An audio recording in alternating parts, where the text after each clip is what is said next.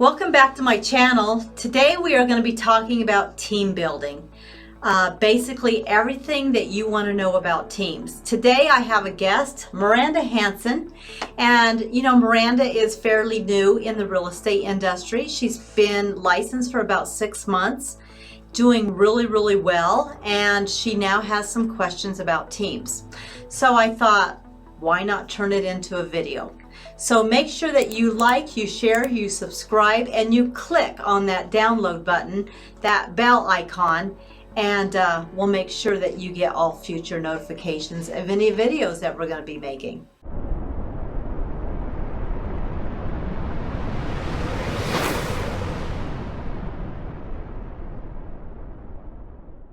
So welcome back. Should you be on a team? Should you not be on a team? That's always the question, right? What is the value of a team? What is the value of being independent and wearing all the hats of not being on a team? So there's lots of things to think about, and we're just going to get started. And Miranda, why don't you go ahead? What's your first question? So the first thing I always wanted to know in understanding a team structure is what's the commissions like? What does the splits look like? Okay, so splits can work a couple different ways. So when you're on a team, usually you're going to be either a buyer's agent or you're going to be a listing agent. Okay. So if you're a buyer's agent, you're going to be on a split of probably maybe 50-50. And all that depends on how that lead is generated for you to work with that buyer. So a lot of times a team lead will actually hire what we call like an ISA, an inside sales agent, or an outside sales agent. But there's a cost associated with that to give you that lead. So if you want to work on the buyer side, you're going to have to pay that inside sales agent for that lead. So let's say you're on a 50-50, but you now need to pay that outside sales agent or that inside sales agent 10%. Your split just went down to 40%. Does that make sense? Yeah, it does. Yeah. So there's a cost to doing business, right? So one of the things you have to think about is that team lead, that team has overhead costs. So you as the agent, just the buyer's agent, you don't incur any of those costs. So your split may be lower, but you've got an ISA to pay for the lead. You also have your team that is incurring brick and mortar costs. They're incurring, salaries. There's a lot that they're incurring that, you don't have to do. So it's a benefit for you to be on the team that way. The downside of it is you're giving a lot of your commission away to have that. Does that make sense? It does make sense. I guess that's why I've always heard that it's best to be on a team starting out, and then they'll kind of show you the ropes and help you get on your feet. Yep, and there's a lot of truth to that. Sometimes what happens though is you have to look at growth. I know some buyer's agents that have been on teams for 5 years. Now let's look at that for a minute. Okay. Yeah. 5 years goes by, you've been on a team. You've been at a 50-50 split. So what happens if you would have been an independent agent? Split's definitely higher. Split's definitely higher. So maybe you're up on a 70-30 split or an 80-20 split, right? Mm-hmm. Now what happens is you have to do your own marketing. You have to, which is not a bad thing. Right. Because you're branding you, right? For 5 years, you've branded who? The head honcho of the team we're on. Right. Which is not a bad thing if that's where you want to be. But there's no growth potential, right? So. Very true. Yeah. What about structure of the team? What is everybody's role in the team atmosphere? Wow, so there's a lot of moving parts in a team. So you could have, you have your team lead. A lot of teams have a transaction coordinator, which basically means if you're working with the buyer side, you get that buyer under contract. They've given you a lead. You get that buyer under contract. You then hand that contract over to that coordinator, they take care of everything else with that customer all the way to closing. You don't really have the hands-on of that, okay? If you're working on the listing side, you go out, and if you're a listing specialist, you go out, you actually get that a seller on the contract, you get them signed, you come back, you hand that off to the independent sales agent, and you're done. They give you another lead, you go to another house. I see. Yeah. Now, on the flip side, let's compare that to an independent, right? You wear more hats. But now what happens is what comes up. The cost to run the business. Right. Time in the business. Right. And your commission came up, though, and our right? commission. Right. Wow, look at that. So that's a good thing, right? So, you know, how much time does it take to go put a sign in the yard? You're going there anyway. A smart agent takes the sign with them. Yep. And if you have a husband, Yeah. no time at all. Just kidding. So, you know, you try to think about all the things that you have to do. So the value of being on the team is somebody else goes puts a sign in the yard. They have somebody to do that. Somebody else takes care of the paperwork. But it's a big price to pay because you give a lot of that commission up for that. Now, some people, their team personalities, that's where they belong, and that's great. Okay. So, that answer your question? It did. That covers a lot of ground. So what if I'm an independent agent? I know that my splits are higher. I know that I've got more responsibility of running my own business. Yeah. But, I mean, what's the difference between somebody who would join a team and somebody who might just start out on their own, especially if you're a new agent? What do you think? Well, you're gonna give the money some way. So let's talk about that. So if you join a team, if you're on a really good team, they're going to provide leads for you. There's a cost to that. Your split is going to be lower because you're having to now pay for an ISA. That comes out of your split. And you don't have the overhead costs. As an independent, you may have a higher split, but as a new agent like you, Miranda, I would recommend highly that you are like getting your leads somehow, some way. Okay? So either you're generating your leads or you're getting them some way. That makes sense. The best way to learn is practice. Yeah. And so let's go back what some of those ways would be for you to get lead gen. Okay. Okay?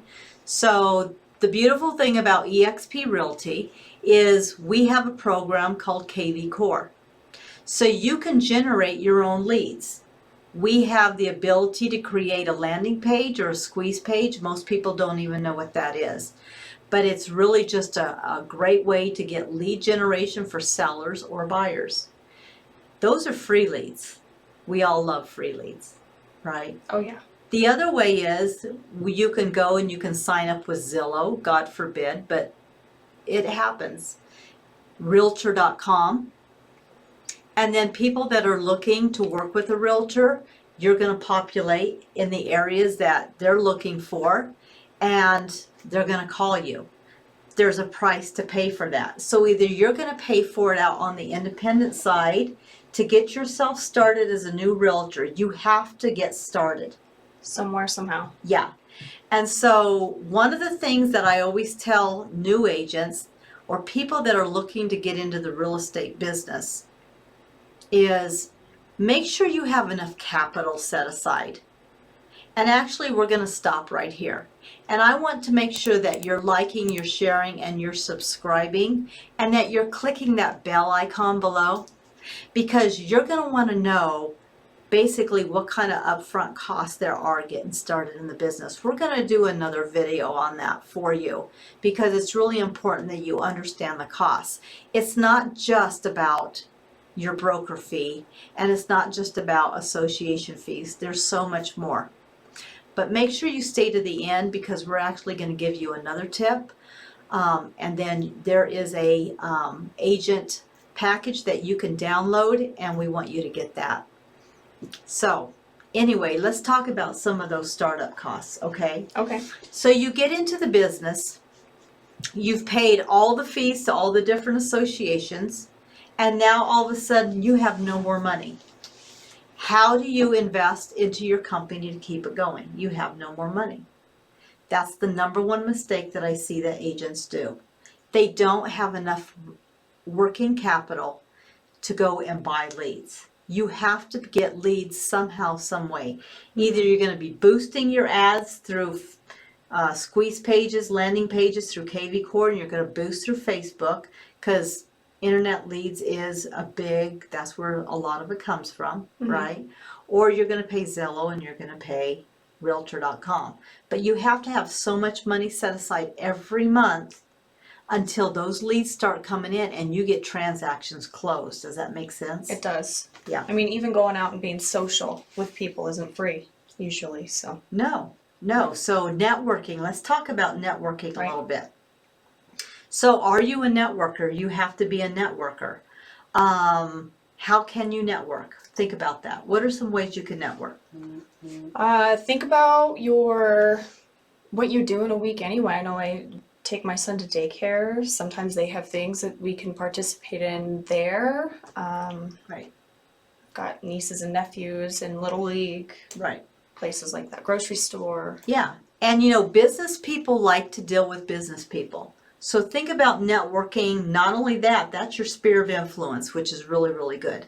But think about networking. Think about the Chamber of Commerce. Yeah. Right? They have ribbon cutting ceremonies every month. You could become part of that, right? Now you're dealing with business people. You're rubbing shoulders with business people who are going to want to do business with you, because why would they want to do business with you? People do business with people that they know, they like, and they trust, right? Yep, that's a good idea. Yeah. So what are the questions you got for me?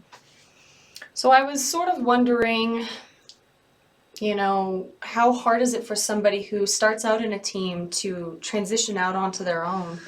Yeah, that can be difficult because it's hard to leave the hand that's fed you for 5 years. Yeah. Right? It's a you're usually very close to these people. So there's a lot of emotional baggage that goes with that. So that's a lot of people do leave teams usually eventually. I think at the beginning they have a lot of value.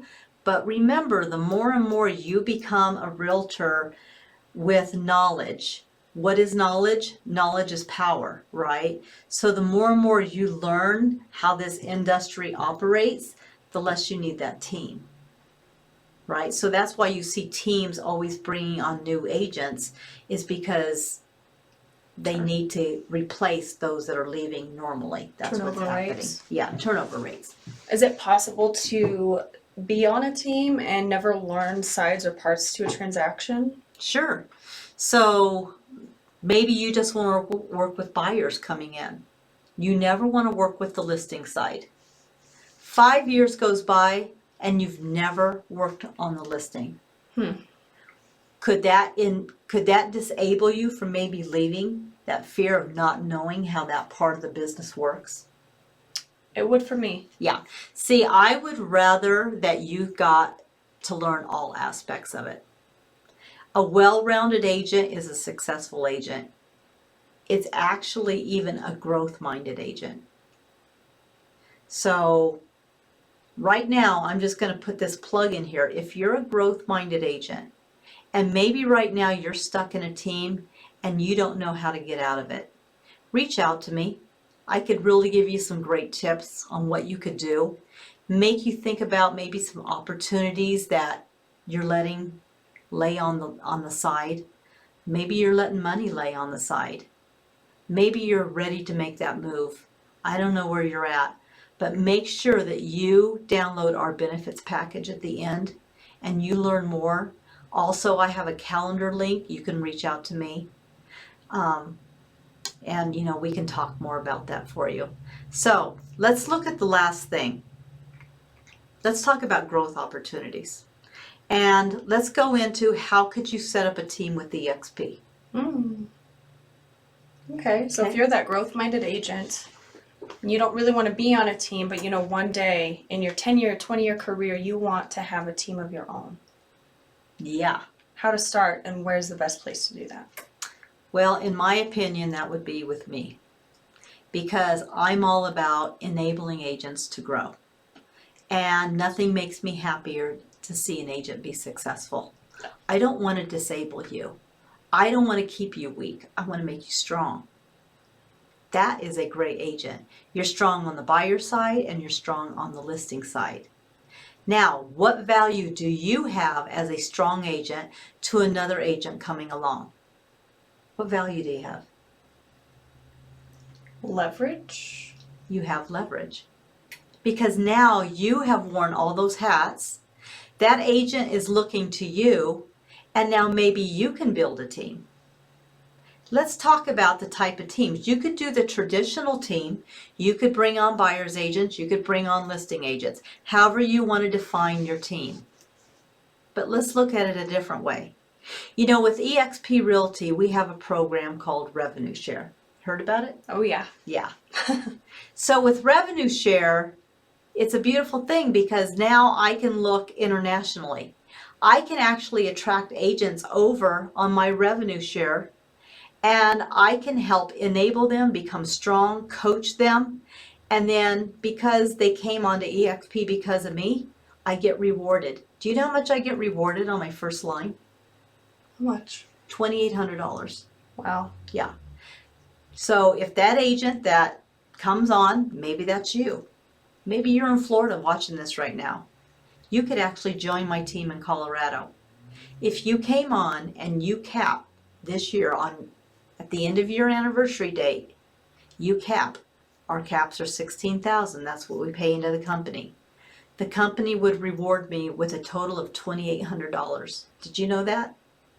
Now, if you brought somebody, do you know I get rewarded again because you brought somebody? I may not even know I'm in Florida. But I do. They give me $3,200 off that agent. What if that agent brings somebody? Now we're down 3 levels, right? Yep. I get $2,000. It goes 7 levels deep. That's just another way to build out your team without thinking about the traditional team. Listen, I'm so glad you joined us today. We're going to end it right there. We're probably going to talk a little bit more about this. Miranda, thanks for joining me today. Thank you, Charla, for everything. Oh, you're welcome. I can attest to this gal. She's a great mentor. She's helped me get my feet under me, and best coach I could have ever had. That's awesome. Well, listen, you stay tuned. Make sure you get the notifications, and we'll see you on the next video. Remember to like, share, subscribe, and click on that bell icon below.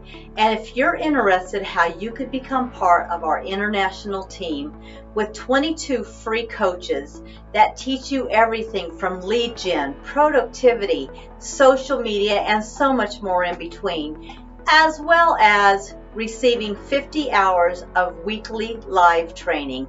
Check out everything you're missing right now on our benefits package link below. Your career depends on it.